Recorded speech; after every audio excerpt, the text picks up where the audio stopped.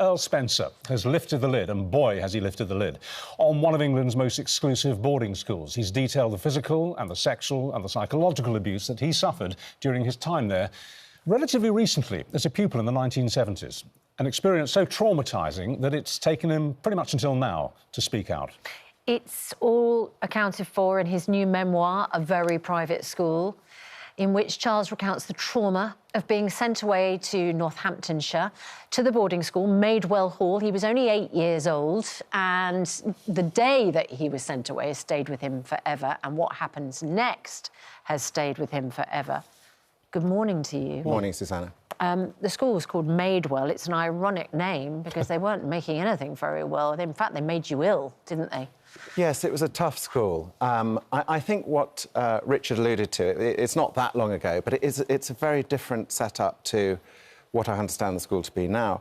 But it still seems extraordinary to me that a young child can be sent away at 8. Some of my contemporaries were 7, to a place where abuse was rife. And endemic in the school, and at that time, therefore, seemed to attract people to the school in terms of staff members who knew that they would be able to carry out physical abuse. And frankly, caning is physical abuse, which was sanctioned by the state. Yes, it is extraordinary. I mean, I think we have to remember that the parameters of privacy back then, it was very easy for a school to become a closed community.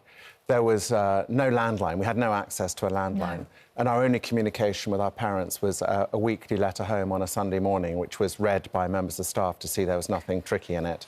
Like you were in some kind of foreign posting where they had to censor any information? Or a prison camp? Yes, I think both. I mean, you did feel in a foreign land. You were totally disconnected from your family and everything you knew and loved. And you were at the mercy of some really bad people.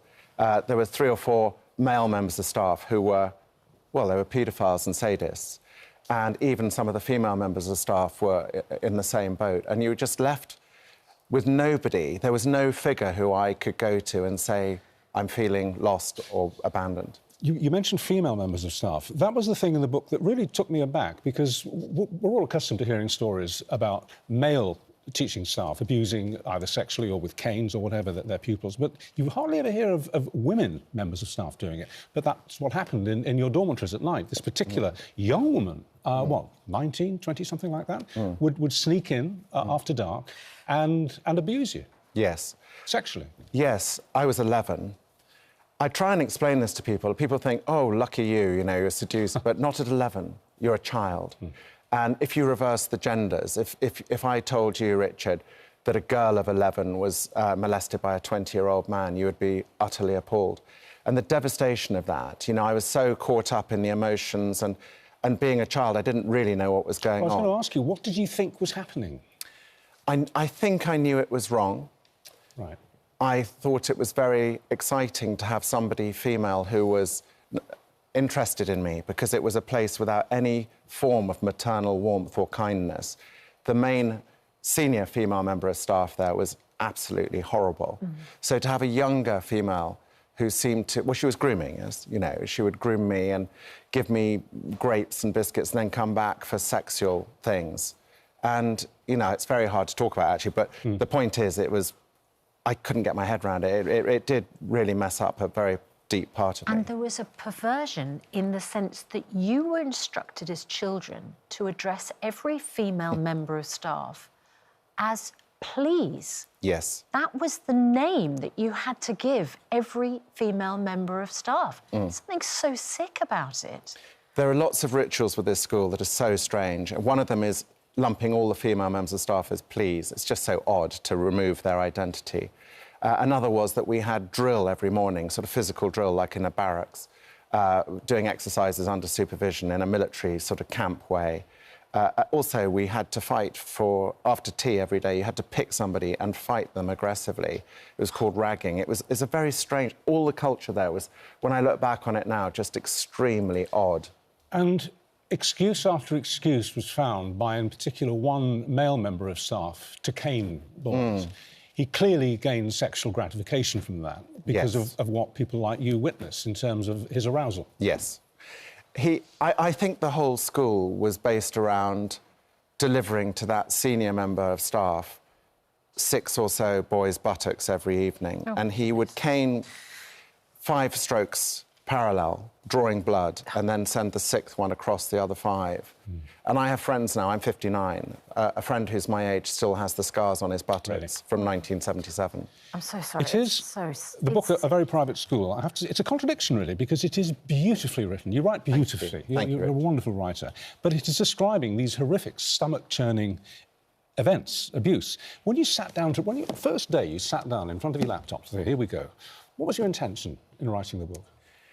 Well, I'd met several survivors who had had worse experiences than me. And one of them begged me to write, because I do write. And I wanted to do justice to him and the others who I learnt about, who had terrible things. You know, a 9-year-old who was raped there repeatedly. I mean, really grim, grim stuff.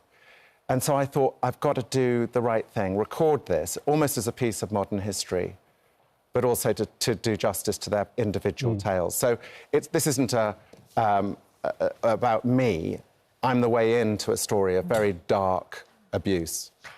Do you think, because if you take away what you experienced, which was horrific, but a lot of parents will think even sending a child of the age of 7 away to boarding school, where you have limited contact, obviously we're in a much more connected world, there's limited contact with parents. Do you think children as young as 7 should still be sent to boarding school? No, having written this book, I'm now very sure in my own mind that no child should be sent there before the age of 13. How can they have a voice? How can they know what's right and wrong? I've got an 11-year-old daughter, and I look at her and I think, I wouldn't let her go. And in fact, I have 7 children, which is rather a lot, I realise. But I have actually not sent any of them to boarding school. My 2 boys elected to go to boarding school in their teens for weekly boarding. And I've been on my children's case because of my experiences. They've all got very bored listening to me, checking up on what's going on. Yes, you ask, don't you? Yes. Yeah. Just to make sure that they have a space if they ever need to say anything, presumably.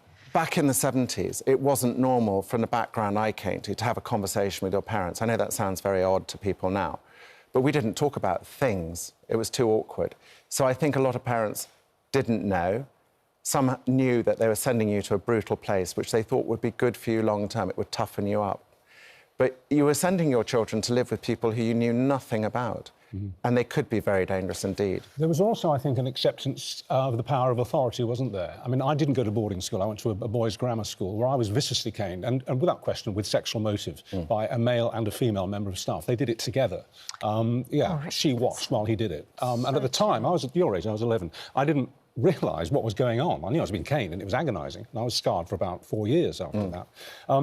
But when I went home and told my parents what had happened, although they were very sorry on my behalf, there was no question that they were going to go back to the school and complain or raise the issue. They regarded the punishment as being somehow meet and just and part of the system. And I'm so sorry to hear that, Richard. You shouldn't have suffered that. And it's appalling. But I think you're right. It was a different mindset. Some parents thought they were lucky to have their children in a certain school. And they weren't going to rock the boat. Yeah. There's one boy I met, I call him a boy, he's 65 now, but he was beaten so badly that he couldn't get his underpants off. He had to be soaked in the bath to get them off for 2 weeks. Jeez. And he went home. He was the one-day boy in the school, and his mother never said anything. Did you ever tell your parents what had happened? None of us did. All of the people I spoke to, not one of us told our parents. Part of this is because we were so young. We had no context to our lives. We didn't know how bad it was. The second was, I think we assumed our parents knew what they were doing, sending us here. You know, we thought our parents were all-seeing and all-knowing. So they must have sent us here for a purpose, so we just got on with it. If the young woman who abused you is still alive, she'd be in her mid-70s now. If you could see her, what would you say? I don't want to see her. This is the one barrier I have. I couldn't bear to. You know, when I sent the script to my publishers, the weirdest thing happened. I went into the attics at home to try and do something completely different. And I moved some books, and I found my diary from 1976, and she had written in it with her contact details, and I was nearly sick. I want to have nothing to do with her ever again. If she goes to prison, that's fine. I would help the police. Are police investigating what happened? Not as far as I'm aware. If they did, I would support their investigation, but personally, I don't want to get involved with her. Charles, your sister, Diana, you write in the book, said because she went to boarding school. Yes. She said to her parents, to your father, if you loved me, you wouldn't leave me here. Isn't that brilliant? I'm so proud of her for having said that. She was a little bit older. She was 10 when she went, but that was her first day at boarding school. And I think that's so mature. You know, everyone appreciates Diana's qualities, but that says to me that she had this incredible emotional intelligence from such an early age. To say that to a parent, it's a fair challenge, and my father remembered it forever. But she was still sent. She was. Look, she shouldn't have been sent so young, but it was to a very gentle, nice school where there was limited education, I'm embarrassed to say, because that was the attitude towards girls from a certain background then. But a lot of nice things. They could take their pets, and it was all rather gentle. A different experience to yours. Finally, Charles, has the book been catharsis for you? Yes, not when I was writing it. It was horrible to write, and I got very unwell. But now it's done, and I'm hearing from people who are opening up about their experiences. It's been very cathartic. Now, I want to read this statement from Madewell School, who said, it is sobering to read about the experiences Charles Spencer and some of his fellow alumni had at the school. We're sorry that was their experience. Within education today, almost every facet of school life has evolved significantly since the 1970s, and they encourage anyone with similar experiences to come forward and contact either Madewell Hall or the police. But you've heard directly from the school, haven't you? This is an update since yesterday. Yes, finally yesterday. I was very upset, actually, that they hadn't apologised. I found that, I mean, that's obviously written by a lawyer, what you read out.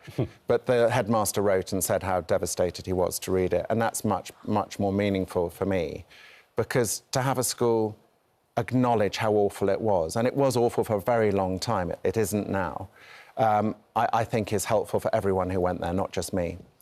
Thank you for writing the book. I think it will be... It's a horrifying read, but it's a really important account, and I think it's helping people already to be able to deal with what perhaps they might have experienced as well. Thank you so much, Charles. Thank you, Charles. Great to talk to you. Thank you. We obviously have a helpline for you if you are affected by those issues, itv.com/helplines, and the book is A Very Private School, a memoir by Charles Spencer. And a very, very good read. Yeah. Thank you, Charles. Thank you. Thank you. And all the very best. Thank you.